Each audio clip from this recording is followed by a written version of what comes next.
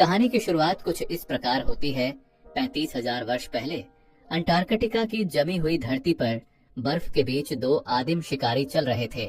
कड़कड़ाती ठंड में वे एक गुफा तक पहुंचते हैं। दीवारों पर अजीब रोशनी झिलमिला रही है, जैसे किसी जीव का चमकता हुआ शरीर। अचानक बर्फ के भीतर से एक परछाई हिलती है। एक शिकारी का पैर फिसलता है और वह नीचे गिर जाता है। बर्फ में दरार पड़ती है और नीचे से एक काला चिपचिपा द्रव निकलता है जो सांप की तरह उसकी त्वचा में घुस जाता है। वह चीख उठता है, उसकी आंखें काली हो जाती हैं और बर्फ पर फैलती हैं वे अंधेरी लहरें जिनका रहस्य हजारों साल तक दबा रहेगा। तीखी धूप, तपता हुआ रेगिस्तान और कुछ बच्चे जो पुराने निर्माण स्थल पर खेल रहे हैं। उनमें से एक कोड़ी मिट्टी में खोदते हुए एक गड्ढे में गिर जाता है। नीचे गहराई में उसे एक अजीब नीली चमक दिखती है। वह पास जाता है और देखता है एक पारदर्शी मानव खोपड़ी जिसमें कुछ जीवित सी चीज हिल रही है। जैसे ही वह उसे छूता है, वही काला द्रव उसकी आंखों में समा जाता है। वह चीखता है और जमीन पर गिर जाता है। कुछ ही घंटों में पूरा क्षेत्र अमेरिकी सेना के वाहनों से भर जाता है। गांव वालों को हटा दिया जाता है। सरकार कहती है यह एक गैस रिसाव की घटना है, लेकिन किसी को भी समझ नहीं आता कि गैस में बिजली क्यों चमक रही थी। वहाँ एजेंट फॉक्स मोल्डर अपने ऑफिस में बैठे हैं। उनकी डेस्क पर ढेर सारी फाइलें जिन पर लिखा है unexplained phenomena, UFO sightings, alien abductions. दरवाजा खुलता है। एजेंट डैना स्कली आती हैं, वैज्ञानिक, डॉक्टर और व्यवहार में सख्त अनुशासन वाली। स्कली, मोल्डर, हमें नया केस मिला है।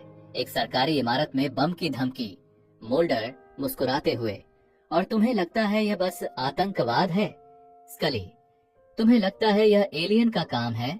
दोनों की बहस हमेशा की तरह हल्की मुस्कान में खत्म होती है, लेकिन उनके बीच वह भरोसा है जो सिर्फ अनगिनत मौतें और रहस्य देखकर बनता है। वॉशिंगटन की एक इमारत में फेडरल बिल्डिंग नंबर 46 एफबीआई की टीम पहुंचती है। मोल्डर और स्कली को बताया जाता है कि एक अनाम कॉल में कहा गया है, इस बिल्डिंग में कुछ ऐसा छुपा है जो पूरे देश को बदल देगा। बिल्डिंग खाली कराई जाती है। मोल्डर और स्कली बेसमेंट में जाते हैं। वहाँ एक कमरा बंद है। मोल्डर ताले को तोड़ता है। अंदर जाते ही बम दिखता है, लेकिन उसके आसपास कुछ अजीब सी पाइपलाइनें हैं, जैसे किसी लैब का हिस्सा हो। मोल्डर, यह सामान्य विस्फोटक नहीं, यहाँ कुछ और छुपाया गया है। स्कली टाइमर देखती है, 5 मिनट शेष। वे इमारत खाली कराते हैं, लेकिन जैसे ही बाहर निकलते हैं, धमाका, इमारत राख हो जाती है। कई लोग मारे जाते हैं।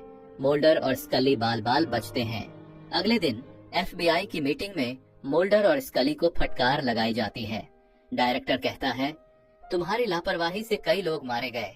एक्स फाइल्स प्रोजेक्ट अब खत्म। स्कली चुप है, लेकिन मोल्डर गुस्से में है। वह कहता है, यह एक दुर्घटना नहीं थी। किसी ने जानबूझकर सबूत मिटाने के लिए वह बम लगाया था। उसकी बात पर सब हंसते हैं। मोल्डर, तुम हमेशा एलियन कहानियों में जीते हो, एक एजेंट तंज करता है। मोल्डर अकेला पड़ जाता है। एक्स फाइल्स विभाग बंद कर दिया जाता है और स्कली को ट्रांसफर करने की सिफारिश होती है। रात के समय मोल्डर एक बार में बैठा है। वह बियर की बोतल के साथ टीवी देख रहा है, जहां समाचारों में वही विस्फोट दिखाया जा रहा है। तभी एक वृद्ध व्यक्ति उसके पास बैठता है। ऑल्विन कुर्तजवील हूँ, वह कहता है। मैं सरकार के लिए काम करता था, जब तक मैंने देखा कि वे क्या छुपा रहे हैं। मोल्डर चौकन्ना हो जाता है। कुर्तजवील, वह विस्फोट इसलिए हुआ ताकि कोई न जान सके कि नीचे क्या था। एक वायरस जो इंसान नहीं बल्कि परग्रही है। वह बच्चों के शरीर में पाया गया था। मोल्डर, और तुम ये कैसे जानते हो? कुर्तजवील, क्योंकि मैंने वही प्रयोगशाला बनाई थी। कुर्तजवील उसे एक पुराना फाइल बॉक्स देता है। उसमें तस्वीरें हैं, एक बच्चे की खोपड़ी जिसमें काला द्रव चमक रहा है। फोटो के पीछे लिखा है ब्लैक ओनेल, सब्जेक्ट एक्स। वह बताता है, यह ब्लैक ओनेल दरअसल एक प्राचीन जीव है जो इंसानों में समाकर उन्हें नियंत्रित कर लेता है। यह एक बायोलॉजिकल एलियन वायरस है और सरकार इसे हथियार बनाना चाहती है। मोल्डर के दिमाग में विस्फोट की तस्वीरें घूमने लगती हैं। वह तुरंत स्कली को फोन करता है। मुझे कुछ दिखाना है। यह अब महज केस नहीं रहा, यह इंसानियत का सवाल है। स्कली मोल्डर के साथ फाइल देखती है। वह कहती है, ये सब कल्पना भी हो सकती है। ब्लैक ओनाइल कोई परजीवी वायरस नहीं, बल्कि कोई रासायनिक तत्व हो सकता है, मोल्डर तर्क देता है। तो फिर बच्चों के शरीर को क्यों जला दिया गया? अगर यह सिर्फ वायरस था तो सरकार उसे क्यों छुपा रही है? स्कली के पास जवाब नहीं, लेकिन उसका वैज्ञानिक दिमाग अब भी विरोध कर रहा है। वह खुद लैब में जाकर ब्लैक ऑनाइल के सैंपल की जांच करती है और देखती है कि उस द्रव में कोशिकाएं लगातार बदल रही हैं, जैसे कोई अज्ञात डीएनए खुद को इंसानी कोशिका के साथ जोड़ रहा हो। स्कली धीरे से, यह संभव नहीं। मोल्डर और स्कली टेक्सास लौटते हैं उस निर्माण स्थल पर जहां यह सब शुरू हुआ था। अब वहां कुछ भी नहीं बचा, बस समतल जमीन और सेना की सुरक्षा। लेकिन मोल्डर जमीन खोदता है और नीचे से निकलती है ठंडी हवा, जैसे कोई सुरंग हो। वे अंदर उतरते हैं। सुरंग में विशाल जैविक दीवारें हैं जिनमें सफेद ट्यूबें लगी हैं। अचानक स्कली चिल्लाती है, मोल्डर, यहाँ कुछ है। वे देखते हैं इंसानों के शव पारदर्शी लिक्विड में तैर रहे हैं। कुछ के पेट में एलियन भ्रूण हैं। मोल्डर फुसफुसाता है, यह कोई बायो वेपन नहीं, यह कॉलोनी है। अचानक पीछे से सैनिकों के कदमों की आवाज आती है। यह प्रतिबंधित क्षेत्र है। मोल्डर और स्कली भागते हैं। गोलीबारी शुरू हो जाती है। वे मुश्किल से एक ट्रक में छिपकर निकलते हैं, लेकिन स्कली के हाथ पर एक सुई चुभ जाती है। वायरस का अंश अब उसके शरीर में है। वॉशिंगटन लौटकर स्कली मोल्डर को बताती है, मुझे ट्रांसफर कर दिया गया है। FBI एक्स फाइल्स दोबारा नहीं खोलेगा। मोल्डर गुस्से में है। तो यही है उनका तरीका, हमें अलग करना ताकि सच कभी सामने न आए। स्कली धीरे से कहती है, मोल्डर, मैंने अब तक जो देखा उससे मैं डरी हूँ। अगर यह सच है तो हम बहुत बड़े खेल का हिस्सा हैं। मोल्डर, तो चलो उसे खत्म करते हैं। मोल्डर को फिर कुर्तजवील का फोन आता है। वे मेरे पीछे हैं। अगर तुम कुछ करना चाहते हो तो एलियंस की कहानी से आगे देखो। यह इंसानों का षड्यंत्र है। मोल्डर भागता हुआ कुर्तजवील के घर पहुंचता है, लेकिन दरवाजा खुला है और अंदर खून। कुर्तजवील मरा पड़ा है। दीवार पर लिखा है, ट्रस्ट नो वन। अब मोल्डर समझ जाता है कि FBI में भी कोई है जो सब जानता है। एक रहस्यमय व्यक्ति जिसे फैंस सिगरेट स्मोकिंग मैन के नाम से जानते हैं, मोल्डर के पीछे नजर रख रहा है। वह छाया में खड़ा सिगरेट पीते हुए कहता है, इतना सच जानना इंसान के लिए खतरनाक होता है। स्कली की तबीयत बिगड़ने लगती है। उसका खून काला पड़ रहा है। डॉक्टर कहते हैं, यह किसी अज्ञात वायरस का असर है। मोल्डर जानता है यही ब्लैक ऑनाइल है। वह उसे बचाने की ठान लेता है। वह पुराने संपर्कों से जानकारी जुटाता है और पता चलता है कि टेक्सास से निकलने वाला माल अंटार्कटिका भेजा गया था। वह स्कली के पास आता है। मुझे पता है वे तुम्हें कहाँ ले जाएंगे। स्कली उसे देखकर बस इतना कहती है, अगर मैं मर गई तो सच बताना। अंटार्कटिका की ओर मोल्डर अकेला निकल पड़ता है। उसके सामने है बर्फ, मौत और एक ऐसा सच जो इंसानियत बदल देगा। वह कहता है, सच वहाँ बाहर है और मैं उसे ढूंढ लूंगा। अंटार्कटिका की बर्फीली हवाएं, -50 डिग्री तापमान और मीलों तक फैली सफेद चुप्पी। मोल्डर का छोटा विमान बर्फीले तूफान के बीच लड़खड़ाता हुआ उतरता है। उसके पास बस एक थैला है जिसमें स्कली की मेडिकल रिपोर्ट, एक पिस्तौल और एक पुराना नक्शा है जो कुर्तजवील ने उसे दिया था। नक्शे में लाल निशान है, साइट नंबर 27। कहा जाता है वहाँ कुछ पुराना और जीवित है। वह गहरी सांस लेता है। वह कई घंटे बर्फ पर चलता है। हवा उसकी त्वचा को काट रही है। अचानक उसे दूर एक टेंट दिखता है। वहाँ कुछ वैज्ञानिकों के शव पड़े हैं, ठंड में जमे हुए। उनके सूटों पर लिखा है, पोलर एक्सपेडिशन प्रोजेक्ट। मोल्डर उनके कागजों में से एक नोट पाता है। हमने नीचे कुछ जीवित पाया है। यह मशीन नहीं, यह जीवित जहाज है। वह नीचे देखता है, एक बर्फीला दरार नुमा छेद जो गहराई में जा रहा है। वह रस्सी से खुद को बांधता है और नीचे उतर जाता है। जैसे जैसे वह नीचे जाता है, हवा में अजीब गंध आती है, धातु और सड़न की। नीचे पहुंचते ही वह रुक जाता है। सामने एक विशाल धातु संरचना है जो आधी बर्फ में दबी हुई है, लेकिन उसकी सतह हल्की नीली रोशनी छोड़ रही है। दीवारें चिकनी और जीवित सी लगती हैं। हर तरफ ट्यूबें और पारदर्शी कोशिकाएं हैं।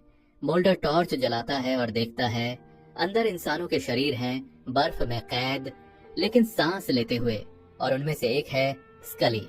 वह एक पारदर्शी कैप्सूल में बंधी है। उसका शरीर ठंडा लेकिन जिंदा है। उसके चेहरे पर काले धब्बे हैं। ब्लैक ऑनाइल सक्रिय है। मोल्डर का दिल तेजी से धड़कने लगता है।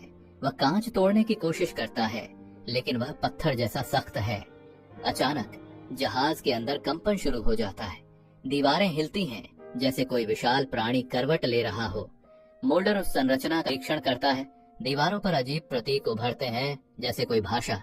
वह उन्हें छूता है और दीवार की सतह अचानक पिघल जाती है। एक सुरंग खुलती है जो अंदर की ओर जाती है। मोल्डर अंदर जाता है। वहाँ सैकड़ों कैप्सूल हैं। हर कैप्सूल में इंसान, महिला, बच्चे, सैनिक, सभी की नसों में वही काला तरल बह रहा है। वह खुद से बुदबुदाता है, यह कोई वायरस नहीं, यह कॉलोनी बना रहा है। इंसान अब मेजबान है। वह एक पाइप काटता है और कांच पर मारता है। कांच टूटता है, तरल बाहर निकलता है और स्कली का शरीर ठंडे फर्श पर गिरता है। वह उसे बाहों में उठाता है। जागो स्कली, प्लीज जागो। वह उसका चेहरा थपथपाता है। कोई हरकत नहीं। मोल्डर रो पड़ता है। मैंने तुम्हें खोने से बचाने के लिए सब छोड़ा, अब नहीं। वह उसे मुंह से सांस देता है। कुछ पल बाद स्कली झटके से सांस लेती है। उसकी आंखें खुलती हैं। मोल्डर, तुम यहाँ? वह मुस्कुराता है। मैं तुम्हारे बिना कहाँ जाता। लेकिन तभी जहाज जोर से हिलता है। बर्फ की परतें टूटने लगती हैं। मोल्डर स्कली को अपनी जैकेट में लपेटता है और बाहर निकलने की कोशिश करता है। जहाज के गलियारों से काले परजीवी जीव बाहर निकल रहे हैं, छोटे सांप जैसे, जो किसी भी खुले त्वचा से अंदर घुस जाते हैं। मोल्डर उन्हें पिस्तौल से रोकता है, लेकिन गोलियां बेअसर हैं। वह दीवार पर लगे एक वाल्व को घुमाता है। जहाज का दरवाजा खुल जाता है और ठंडी हवा का तेज झोंका अंदर आता है। हवा का दबाव इतना बढ़ जाता है कि वे जीव उड़कर बाहर निकल जाते हैं। वह स्कली को उठाकर ऊपर की ओर भागता है। बर्फ की दरार में से हल्की रोशनी दिख रही है। वे दोनों बर्फ के रास्ते ऊपर चढ़ रहे हैं। मोल्डर का पैर फिसलता है। उसका हाथ खून से लथपथ है। स्कली की सांसें कमजोर हैं। स्कली, मोल्डर, मुझे छोड़ दो, तुम निकल जाओ। मोल्डर, तुम जानती हो मैं ऐसा नहीं कर सकता। वह उसे खींचता हुआ ऊपर लाता है। जैसे ही वे बाहर निकलते हैं, जहाज के नीचे से नीली रोशनी निकलती है। पूरा जमीन कांपने लगता है। जहाज धीरे धीरे बर्फ के नीचे से उठता है, जैसे कोई विशालकाय मछली समुद्र से बाहर आ रही हो। उसका आकार इतना बड़ा कि आसमान ढक जाता है और फिर वह चुपचाप आकाश में गायब हो जाता है। मोल्डर और स्कली बर्फ पर गिर जाते हैं, थके जमे हुए लेकिन जिंदा। कुछ दिन बाद अंटार्कटिका से एक बचाव दल उन्हें ढूंढ निकालता है। दोनों को अस्पताल में भर्ती किया जाता है। स्कली की हालत धीरे धीरे सुधरती है। डॉक्टर कहते हैं, आपके शरीर में कोई वायरस नहीं मिला, लेकिन कुछ कोशिकाएं बिल्कुल नई हैं, जैसे किसी और जीव से बनी हो। मोल्डर बस मुस्कुराता है। वह जानता है वह ब्लैक ऑनएल था, जिसने अब स्कली को भी किसी तरह प्रतिरक्षित बना दिया है। वॉशिंगटन लौटने पर दोनों को FBI के सामने पेश किया जाता है। डायरेक्टर कहता है, आप दोनों ने बिना आदेश के अभियान चलाया, अंतर्राष्ट्रीय सीमा तोड़ी, और जो कहानी आप बता रहे हैं, जहाज, वायरस, एलियन, यह सब कल्पना है। स्कली शांत स्वर में कहती है, मेरे शरीर में मौजूद कोशिकाएं झूठ नहीं बोलती सर। अगर यह सब कल्पना है तो फिर मेरा खून क्यों बदल गया? डायरेक्टर कुछ नहीं कहता। कमरे में सन्नाटा है। आखिरकार आदेश आता है, एक्स फाइल्स विभाग दोबारा खोला जाएगा। मोल्डर स्कली की ओर देखता है। फिर से वहीं से शुरू करें? वह मुस्कुराती है, हमेशा। पर इस जीत के पीछे, पर्दे के पीछे वही सिगरेट स्मोकिंग मैन बैठा है। वह टीवी पर मोल्डर और स्कली की खबर देख रहा है। फिर फोन उठाता है। प्रोजेक्ट जिंदा है। उन्होंने जहाज देखा, लेकिन बहुत देर से। वह सिगरेट बुझाता है और दीवार के पार एक और आदमी दिखाई देता है, जिसके पास वही ब्लैक ऑनएल की शीशी है। वह फुसफुसाता है, कॉलोनी शुरू हो चुकी है। कुछ हफ्तों बाद मोल्डर और स्कली एक छोटे से ऑफिस में लौटते हैं। दीवारों पर पुराने केस फाइल्स, UFO की तस्वीरें और वो बोर्ड जिस पर लिखा है, the truth is out there. Scully अपनी लैब रिपोर्ट निकालती है। मोल्डर, तुम्हें यह देखना चाहिए। मेरे खून में अब कोई वायरस नहीं, लेकिन एक अजीब DNA सेक्शन है जो किसी इंसान से मेल नहीं खाता। मोल्डर मुस्कुराता है। शायद अब तुम्हें विश्वास हो गया कि हम अकेले नहीं हैं। स्कली हल्का सा हंसती है। मैं अभी भी सबूत चाहती हूँ। मोल्डर कहता है, तो चलो फिर से ढूंढते हैं। रात में मोल्डर अपने ऑफिस में अकेला बैठा है। वह दीवार पर लगी एक तस्वीर देख रहा है, वही अंटार्कटिका का जहाज। वह सोचता है, अगर वे फिर लौटे तो क्या हम तैयार होंगे? तभी उसके कंप्यूटर स्क्रीन पर अचानक एक ईमेल पॉपअप होता है। Sender unknown, subject they never left, attachment एक सैटेलाइट फोटो जिसमें अंटार्कटिका की बर्फ के नीचे फिर से वही जहाज दिख रहा है। मोल्डर का चेहरा गंभीर हो जाता है। वह स्कली को बुलाता है। खेल अभी खत्म नहीं हुआ। स्कली दरवाजे पर खड़ी है। वह शांत स्वर में कहती है, मोल्डर, मैं अब भी यह नहीं मानती कि वे हमें खत्म करना चाहते।